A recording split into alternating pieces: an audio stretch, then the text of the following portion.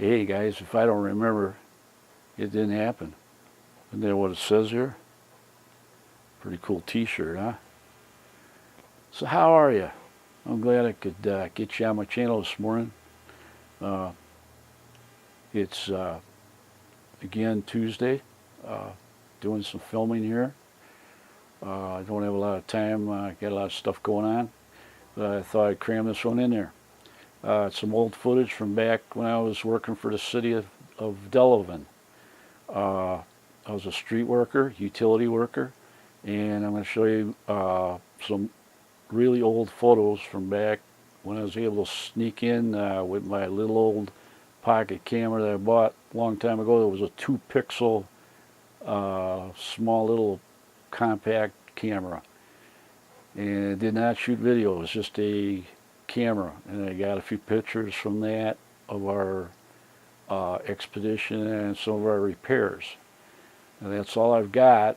I wasn't able to do a lot, but I do have some video footage on the recycle of the shingle department at the blacktop plant. And I'd like to share that with you. And there again, that's an old camera, goes back a long ways. It's not going to be very smooth, so it's going to jump around a lot. So we didn't have image stabilizers back then. So hopefully you guys will put up with a little bit of shaking on the video, and I'll be narrating as we go. I'm going to mute the sound because there's a lot of wind on that video, and that's all you can hear is the wind. So I'm going to mute the wind out, and I'm going to put my voiceover on top of that and narrate as we go.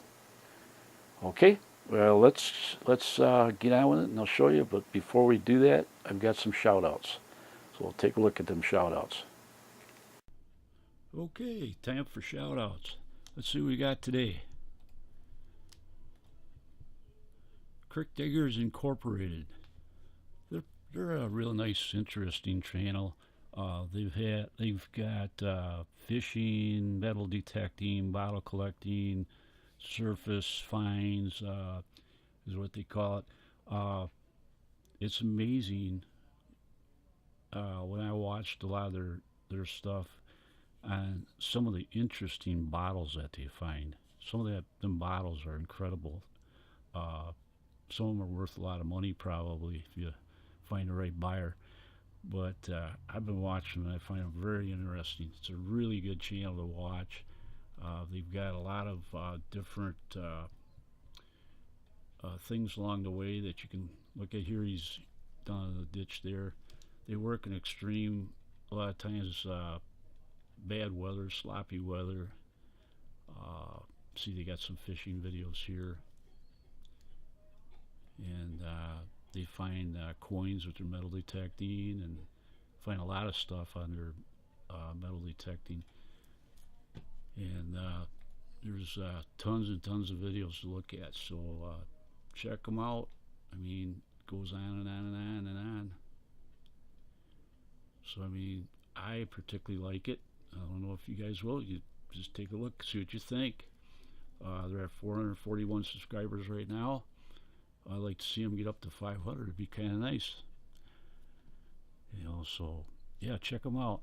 It's Creek Diggers Incorporated. I'll put them in the description box down below, and you can click on the site real easy. You don't have to worry about the typing or anything. So let's look at our next one. Haywire Homestead. Well, she's pretty interesting too. She does a lot of vlogging in that. She talks about her, her animals that she has. She's from Ohio, and they got about 5 acres of land, and they got a small problem with water right now, and they're trying to get that resolved. At least the last video I watched, and I thought it was kind of interesting that last video. She went in there and thought she had us convinced on how precious the mud was, and had us all convinced, that that was really good fertilizer, which it probably is, some of it. but you're not going to scoop the mud out and spread it around. She was just kidding on that one. It was a joke. But yeah, she goes into some pretty interesting things. She talks about a lot of different things. She's an organic farmer.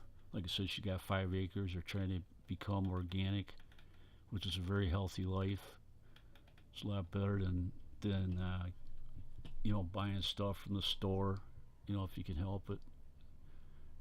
So she's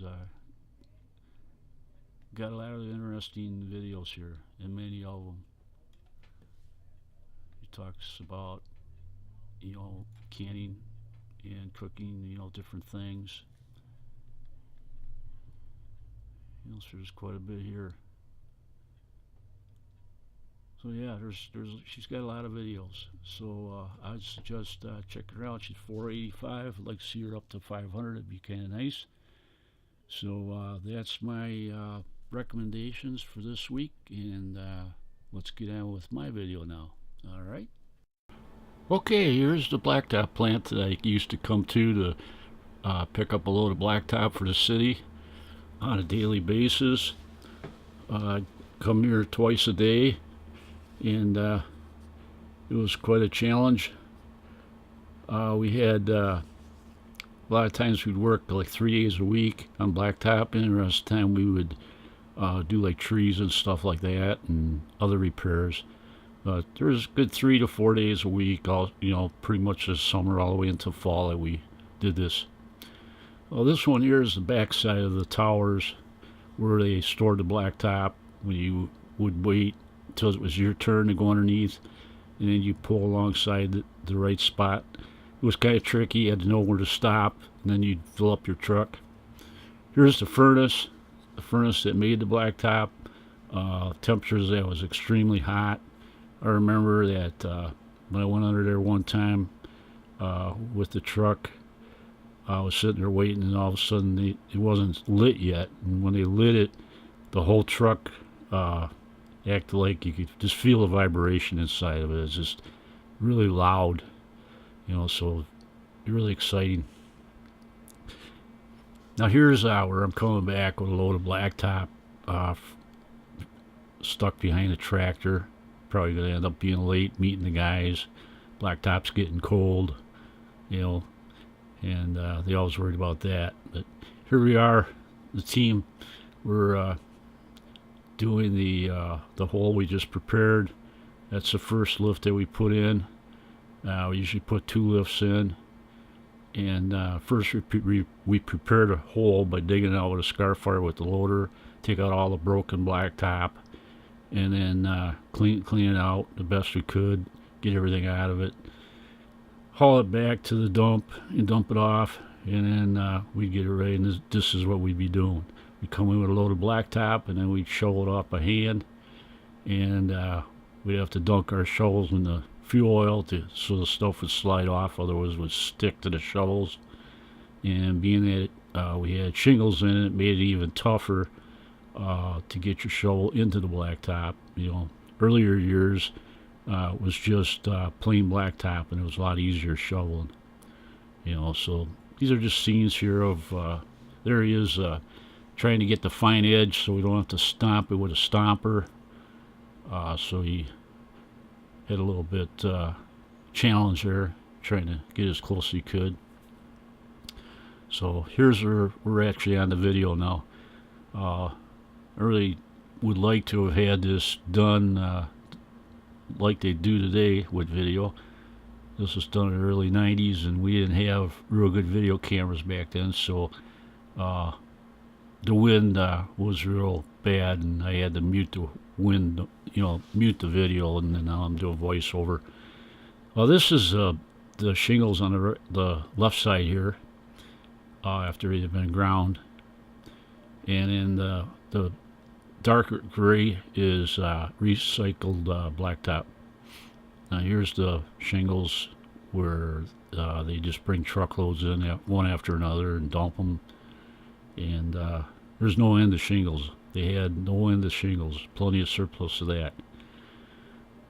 So 15% of shingles go into blacktop, the way I understand it.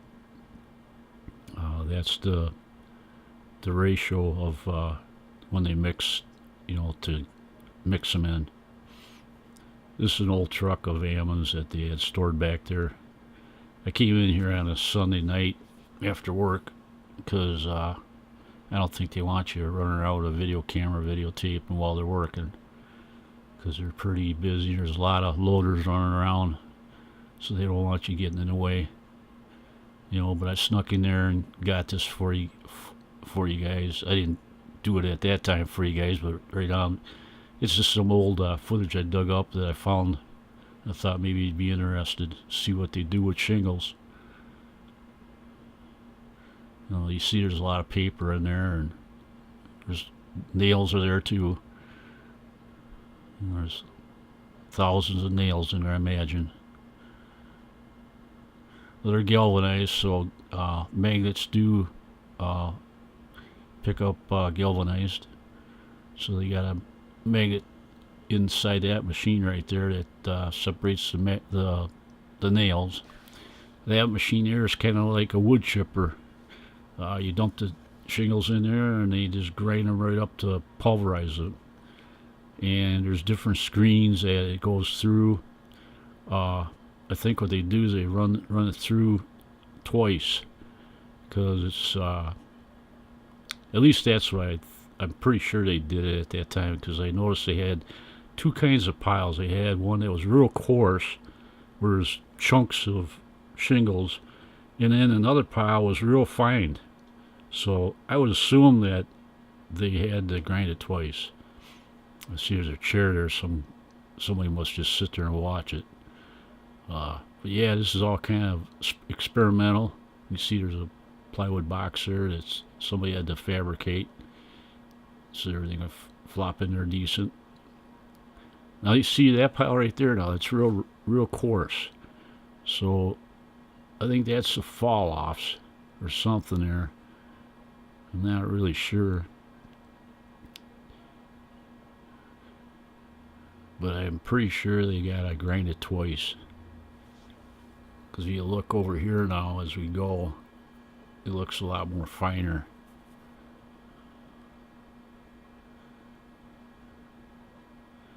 Yeah, it's quite a conveyor system they got there. You got conveyors every which way.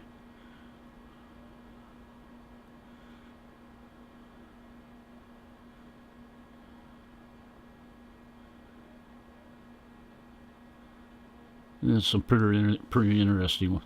If you could have watched that when it was actually in operation, would have been a lot nicer.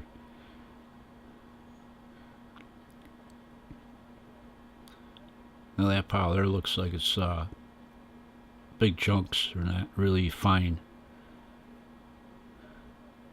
So I imagine they gotta regrind that. So there's a lot involved, I think, in recycled shingles. There's the 4 silos. They had like three grades of blacktop. There's binder, grade 3, and then they had driveway grade for doing residential driveways. That didn't have a very big stone in it. So there's an old Ammon's truck. He parked it back there. Probably doesn't work or something. Got it out of the way.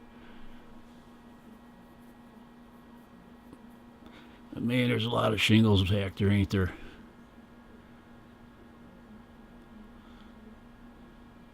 Can't believe that somebody thought that would work.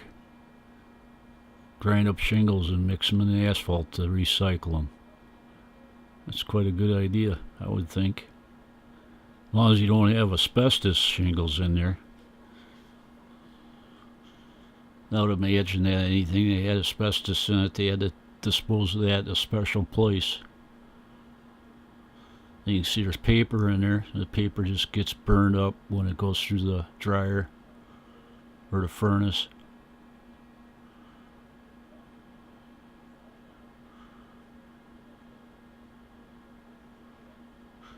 Reason for the discolors because it's the way the sun's shining.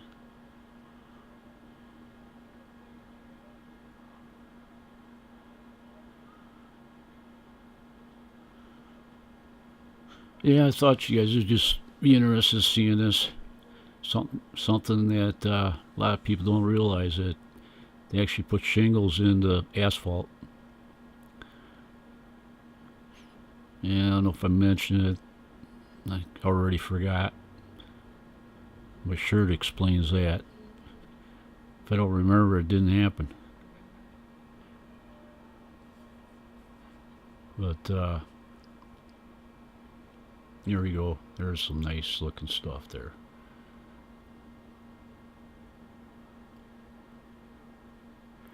See, you look at the back, they got all different types of gravel. So all those bins get filled up with different thicknesses, like 3/8 stone, uh, half-inch stone, and you know, different size stone, so that they can make the different grades. And they also make the cold patch too, for people that are going to just patch holes in the county, when they got potholes and stuff. They make that stuff too. And that gets stockpiled out in the back, where if you want a truckload of that, you just come in. They got a huge, humongous pile of that you can get whenever you need it. But as we talk right now, this plant is shut down. It's not even there. All the equipment was sold off. There's nothing left anymore. They had an auction and sold everything off.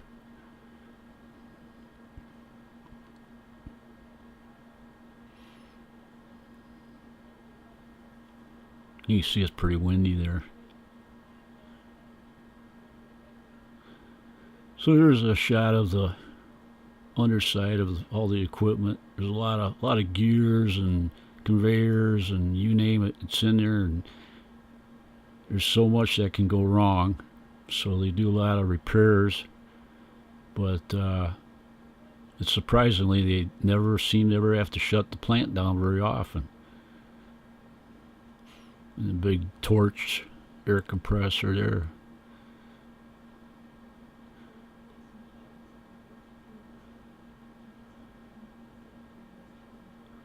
Yeah, it's quite a place to go to every day, twice a day. That was the most fun part. Then when he got back, he had to shovel it all off the truck. Oh, there's the new office right there, with the glass in there. That's 3 stories. It's pretty neat. You went in there and you just told them what you needed, and they put you on a computer and tell you what silo go underneath there, and you pull your truck underneath there, and told them you wanted 7 or 8 ton or 10 ton, whatever you wanted. You'd sound the horn and you take off, put your tarp on, and away you go. And up on top there now, it's showing how they separate the different grades. And it's just done by a computer. Opens up the door and puts it in whatever silo they want it to. A lot of grease and maintenance on them things. It's constant maintenance.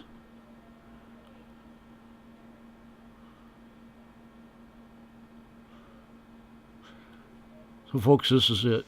That's all I got for you. And I'd like to see if you like the video, hit the like button. And if you're not subscribed to me, please subscribe to me.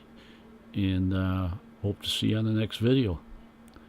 And make those comments if you could. Appreciate it. Thank you. We'll see you next video. Bye.